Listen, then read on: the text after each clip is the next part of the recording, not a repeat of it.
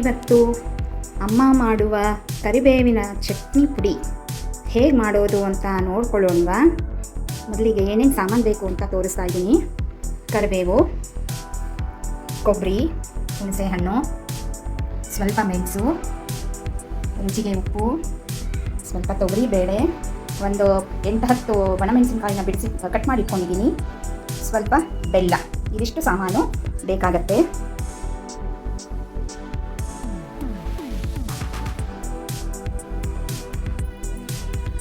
ಈಗ ಮೊದಲಿಗೆ ತೊಗರಿ ಬೇಳೆ ಹಾಕೋತಾ ಇದ್ದೀವಿ ಹುರಿಯೋದಕ್ಕೆ ಅಂತ.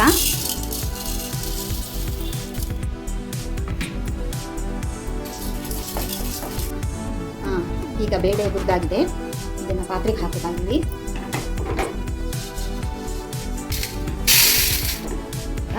ಕೊಬ್ಬರಿ ಹುರಿಬೇಕು.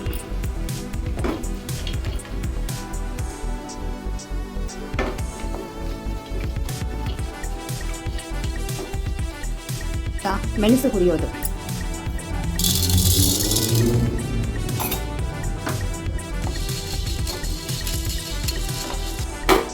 ಮೆಣಸು ಹುರಿದಾಯ್ತು.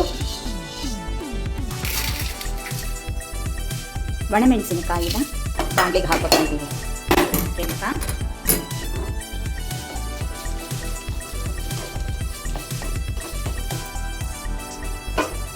ಇದಕ್ಕೆ ಸ್ವಲ್ಪ ಎಣ್ಣೆ ಹಾಕಿ ಹುರಿಬೇಕು.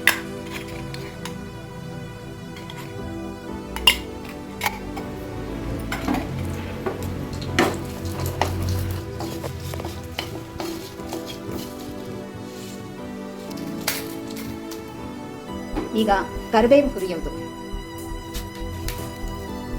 ಕರಿಬೇವನ್ನ ತೊಳೆದು ಒಣಗಿಸಿ ಇಟ್ಕೊಂಡಿರೋದು.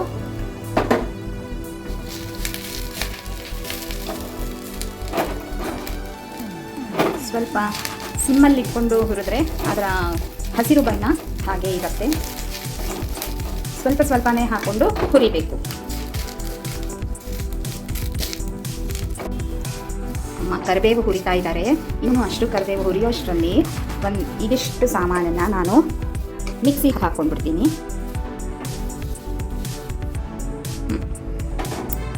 ಇದಿಷ್ಟು ನಾ ಪಾತ್ರೆಗೆ ಹಾಕ್ಕೊಂಡು ಮತ್ತೆ ಇನ್ನೊಂದು ಸ್ವಲ್ಪ ಇರೋ ಕರಿಬೇವನ್ನು ಹಾಕಿ ಹುರಿತೀನಿ.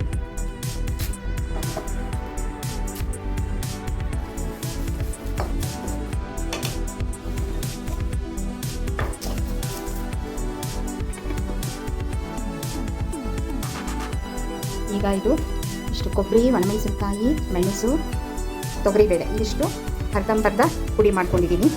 ಆಮೇಲೆ ಇದಕ್ಕೆ ಕರಿಬೇವು ಹಾಕಿ ಪುಡಿ ಮಾಡ್ಕೊಳ್ತೀನಿ. ಆಮೇಲೆ ಉಪ್ಪು, ಹುಣಸೆಹಣ್ಣು, ಬೆಲ್ಲ ಹಾಕಿ ಪುಡಿ ಮಾಡಿ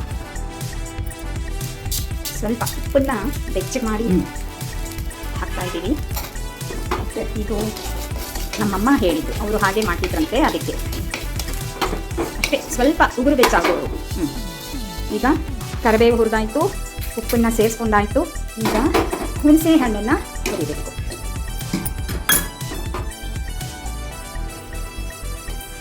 ಕರಿಬೇವನ್ನು ಇದಕ್ಕೆ ಸೇರಿಸ್ಕೊಂಡು ಪುಡಿ ಮಾಡ್ಕೊಳ್ತೀನಿ. ಕರಿಬೇವಿದೆ, ಇದ್ರ ಜೊತೆಯಲ್ಲಿ ಉಪ್ಪು ಇದೆ.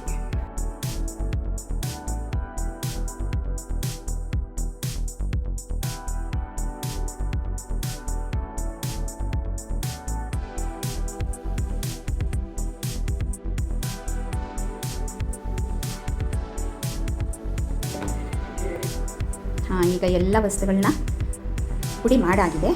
ಈಗ ಪಾತ್ರೆಗೆ ಹಾಕಿ ಸ್ವಲ್ಪ ಆರಕ್ಕೆ ಬಿಡಬೇಕು. ಅದು ತಣ್ಣಗಾಗಬೇಕು. ಒಂದು ಸಾರಿ ಎಲ್ಲ ಚೆನ್ನಾಗಿ ಮಿಕ್ಸ್ ಮಾಡಿ ಆರಕ್ಕೆ ಬಿಡೋಣ.